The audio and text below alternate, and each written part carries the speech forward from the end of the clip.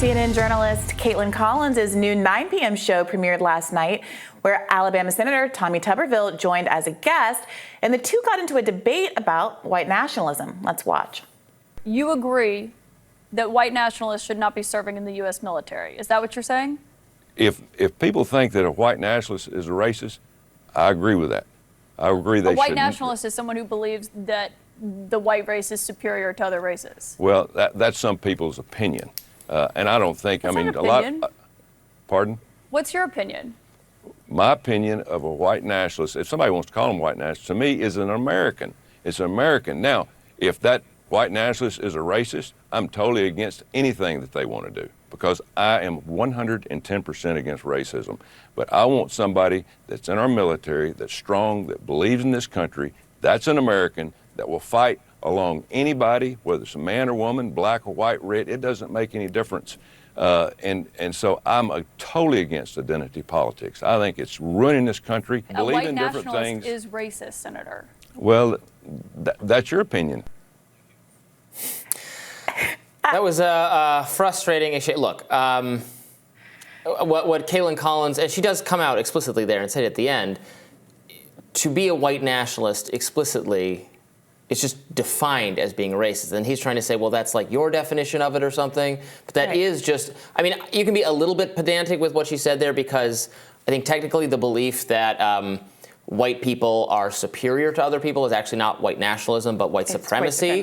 White nationalism is thinking there should be a different, white nationalists think there should be a country for just white people and a country for just black people and a country for just Jewish people and so on and so forth.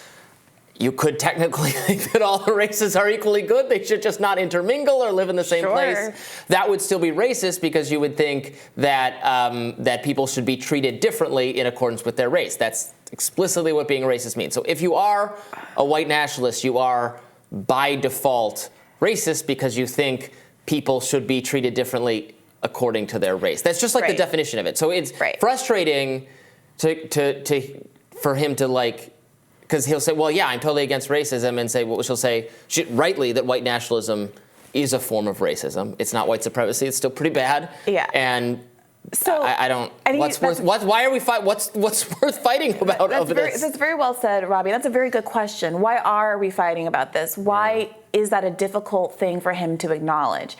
It's a little bit of a hit dog will holler situation, it seems.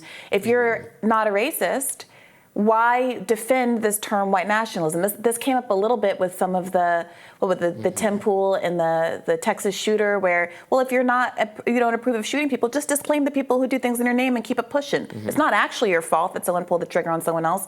But why, when you start to defend folks, then it starts to raise some questions about whether or not you do share their ideology. So Merriam-Webster's definition of white nationalist is one of a group of militant white people who espouse white supremacy and advocate enforced racial segregation. That's one definition. Now, it is true, as you pointed out, that technically white nationalism technically could just mean a kind of separate but equal and not a supremacy argument. But what is also known is that explicitly white supremacist groups have moved to the term white nationalism precisely because it provides them a little bit of cover in a world where most of us today recognize that white supremacy and racism are wrong and things that we don't want to personally adopt.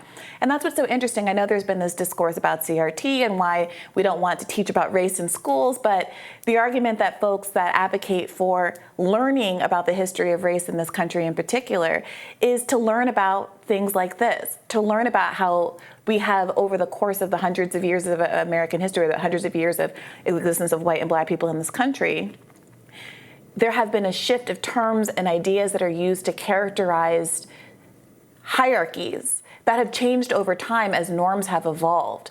And for those people who are aware of that and aware of how we shifted from, more explicitly bigoted terms to ones that are, shall we say, dog whistles, it's obvious what's going on here. But it's not obvious to him, and there's some question as to whether or not he is plain dumb or if he actually is genuinely ignorant about what he's saying. Could he be both? It could be. He doesn't sound very well informed about this, and I think it would, again, for a U.S. senator, I think it would be. It's not good tactically. He must many Republican elected officials, many conservative thinkers don't enjoy being accused of like playing footsie with racism because I think often those accusations are unfair. But this kind of defense will invite those sorts of accusations. I mean, one other interesting part of this was that when pushed, he says it's just an American. I think a white nationalist is just an American. Right. And I have even a harder time understanding what that could possibly mean. Because I got to tell you, Robby, I'm American, and my parents were American, and my grandparents were American, and my great-grandparents were American, and my great-great-grandparents were American, and my great-great-great-grandparents were American. And so I am also not white. Right. I don't know, am I a white nationalist? I don't. Yeah, I mean, in that sense, he was almost confusing the term white nationalist with just nationalist or just patriot or something. And you can kind of see how you can get there if you believe that America should be a white majority and that white cultural identity, whatever that means, because there's a zillion different kinds of white people that immigrated here. Doesn't even, I mean, in the era of very, 100 years ago, during segregation of the Ku Klux Klan, et cetera, the kind of whiteness that they were, that's white Anglo-Saxon Protestant type of, I'm descended of, I'm Catholic Italian immigrants, some German, some Slavic. Like that would not have been, my ancestors weren't considered white. Right, no, they weren't. Like these were different ethnic groups. It's only till very recently there's been some, consideration. Well, I guess everybody in the European is now white, but that's not at all how it was. Exactly, and there's a great deal of research about that from a sociological perspective. There's a great book about like how Americans became white that people who are interested in understanding more and not banning that kind of research would behoove themselves to take a look at. But if you follow it seems like the only way that I can understand what he's saying is that he believes in white nationalism insofar as that means that I believe that white culture, again, whatever that is, given the diversity of white immigrants in this country, should be a ethnic and cultural majority, and that white American culture should be dominant, and that you should maintain that, and that wanting to maintain that core essence of America, presuming that you believe that is the core essence of America, is white nationalism, then I guess you can say, okay, you can be not racist but want America to stay the way it is. But that is confusing for someone, again, sorry to be inconvenient here, but like myself, who thinks that jazz is the original American art form. Right. Is that a white art form? I don't, Black Americans used to be closer to 20% of Americans' population before all of these European immigrants were allowed to come here. Should we have maintained the original form of America with more Black people as a proportion of the population? Or, should have former slaves have been picketing saying in the early 1800s, these white people are diluting our population share. Keep these white immigrants out. Right. But again, those immigrants weren't included as white. Have you ever seen the movie, what is it called, The Good Shepherd? I haven't. It's a great movie about, it's Matt Damon, about the founding of the CIA. It's not totally historically accurate. It's like a spy movie. But it takes place in the 30s, 40s, and 50s.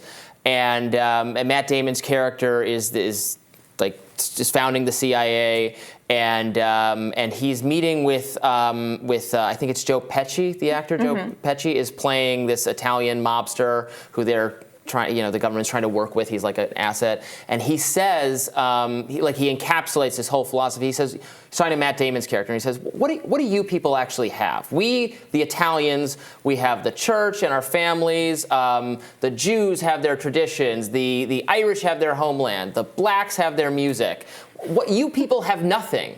And Matt Damon says, we have this entire country. This country is ours. The rest of you are just visiting here. But the us in that is not all white people. It's not Jewish people. It's not Italians. It's just WASPs. Yeah. Which shows how that was the thinking of a white nationalist mindset back in the day. Yeah. So let's just not use this term. I don't know why. It's not worth rehabilitating or saving. It's not like even inclusive of just like the white people in the military, which is, I guess, what this is about. And also, maybe we should interrogate who is being benefited by creating these groups that are malleable, as you've just described, but which create kind of these false factions within our society where some people are in group and some people are out group? Who has benefited by the constant pressure to keep doing that and reconfigure those orientations? I would argue that it is some version of that WASPy elite. It doesn't have to be an ethnically described, but there keeps being shifts to maintain this very small, shall we say 1%, this fraction of a society that is able to use the perception of difference to make people feel like they should maybe support policies that don't advantage everybody else, go into wars where the army is disproportionately, frankly, non-white because it is disproportionately poor and working class, and think about whether or not we want to buy into that sort of framing or push back so that we can have a more equal country. Well, we'll have more Rising right after this.